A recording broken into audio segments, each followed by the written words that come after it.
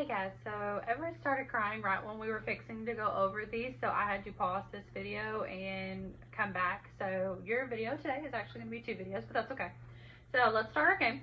So I'm just going to shuffle these around, and this is basically what you're going to be doing today in your study island. They're going to give you some kind of object, and you're going to have to pick which one of these would best fit, and so that's what we're going to practice. So first one is a toy car. So I got one of Everett's toy cars and I held it up to the computer screen to see length, because we're measuring how long it is, would be best. And so obviously a foot was too big.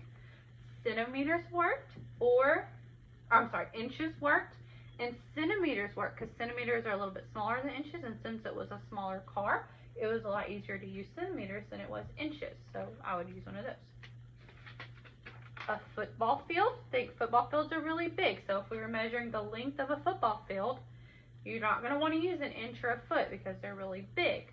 But a mile, that's for driving. That's too big. You're not going to want to use that. So yard or meter is going to be your best bet for a football field.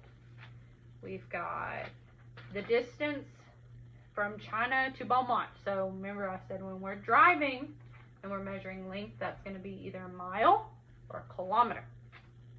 We've got a Coke can. Now, I actually have a Coke can. Aha! Coke can. So if we're measuring, this can be measured with length or capacity. So if we're measuring with length, this is too big to be a foot, so we're going to have to go smaller. So inches, or we could use centimeters to show how tall it was, or we're measuring how much liquid it holds. You could either use a fluid ounce, because the cup's going to be too big. Think about a cup of water, it's too big. Or you could use a milliliter. And it actually shows us on the can, it says 12 fluid ounces. So we're talking about fluid ounces right here.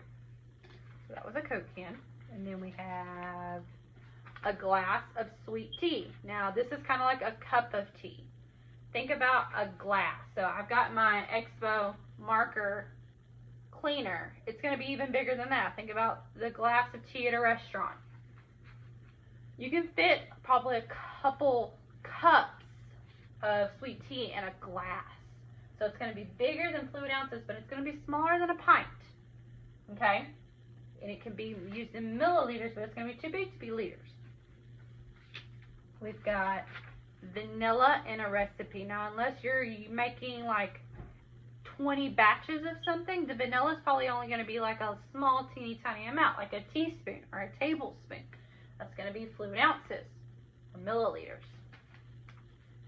We've got how much a human person weighs. So like if we're going to step on a scale, we've already said if we step on a scale, that's going to be pounds. I'm not going to tell you how many pounds I weigh because it's way too high of a number and you need to work on that. But pounds, or it could be grams. An elephant. Now an elephant's really, really big. So pounds going to be too small. We can use tons or kilograms. We have a pond. Pond's liquid, so that's capacity. So we're going to use the biggest one because a pond holds lots of water. That's going to be a gallon or a liter.